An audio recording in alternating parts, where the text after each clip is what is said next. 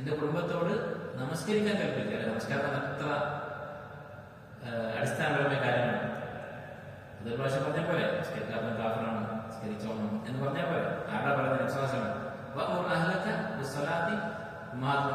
അതുപോലെ വിശ്വാസങ്ങളുടെ മക്കളായിട്ടുള്ള ഫാത്തിമ ബീവിയോടും ബാക്കിയുള്ള മക്കളോടും അവരോടൊക്കെ പറയാൻ വേണ്ടി അത് കൽപ്പിക്കുകയാണ്.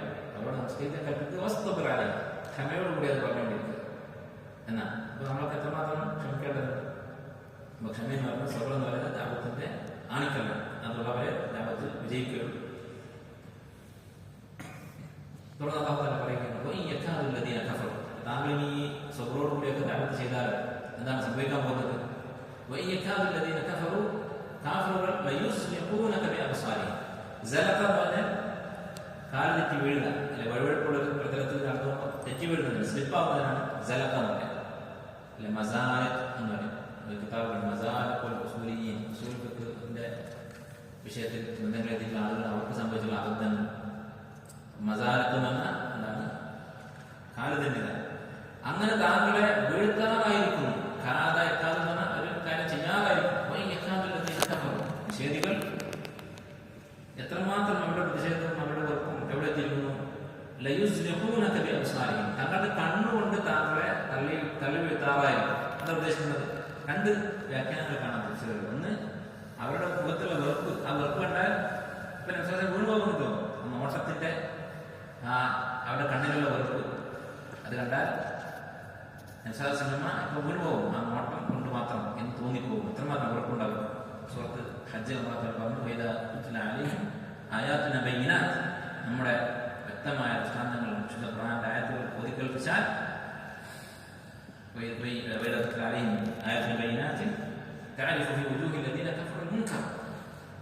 നിഷേധികളുടെ മുഖത്ത് പ്രതിഷേധം, ഇതിനുള്ള വെറുപ്പ് താങ്കൾക്ക് കാണാം.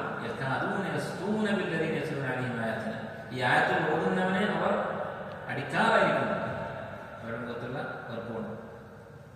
വെറുപ്പ് കണ്ടാൽ തോന്നും അവരെപ്പോൾ അടിക്കുമെന്ന് തോന്നും.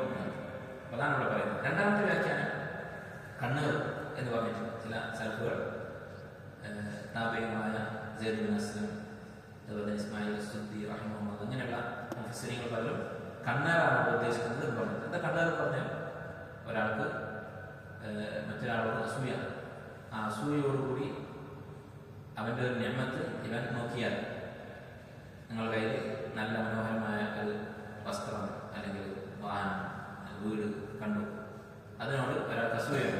അപ്പൊ അസൂയ നിറഞ്ഞ മനസ്സോടുകൂടി ഇയാളോട് നോക്കിയാൽ നിങ്ങൾക്ക് ഈ പറഞ്ഞ വസ്തുവിൽ എന്തെങ്കിലും അപകടം സംഭവിക്കും. ഞാൻ കണ്ടത് പറഞ്ഞാൽ അത് അദൃശ്യമായ മാർഗത്തിലൂടെയുള്ള ഇടപെടലാണല്ല. അവിടെ ഒരു സബബുണ്ട്. അതെന്താണെന്ന് നമുക്കറിയില്ല, എങ്ങനെയാണെന്ന് നമുക്കറിയില്ല.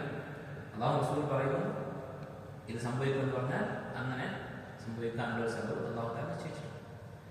അങ്ങനെ ഉണ്ട് എന്നുള്ളത് വ്യക്തമായ ഖണ്ഡിതമായ യാഥാർത്ഥ്യമാണ്. ഈ ആയത്തിൽ നേരെ പറഞ്ഞിട്ടില്ലെങ്കിൽ ഹദീസുകൾ ധാരാളം സ്ഥിരപ്പെട്ടിട്ടുണ്ട്. ബുഖാരി മുസ്ലിം ഉദ്ധരിച്ച ഹദീസിൽ കാണാം, അബൂ ഹുറൈറ റളിയല്ലാഹു അൻഹു ഉദ്ധരിക്കുന്ന ഹദീസിൽ റസൂൽ പറഞ്ഞതായി, അൽ ഐനു ഹഖ്ഖുൻ, കണ്ണ് സത്യമാണ്. അതുപോലെ തന്നെ ബുഖാരി മുസ്ലിം ഉദ്ധരിച്ച ഹദീസിൽ ആയിഷ റളിയല്ലാഹു അൻഹ പറയുന്നത് കാണാം, കാന റസൂലുള്ളാഹി സ്വല്ലല്ലാഹു അലൈഹി വസല്ലം യഅ്മുറു അൻ യുസ്തഖ മിനൽ ഐൻ, കണ്ണ് ബാധിച്ചവർക്ക് ഒക്കെ ചെയ്തു കൊടുക്കാൻ നബി സല്ലല്ലാഹു അലൈഹി വസല്ലം കൽപ്പിക്കുമായിരുന്നു.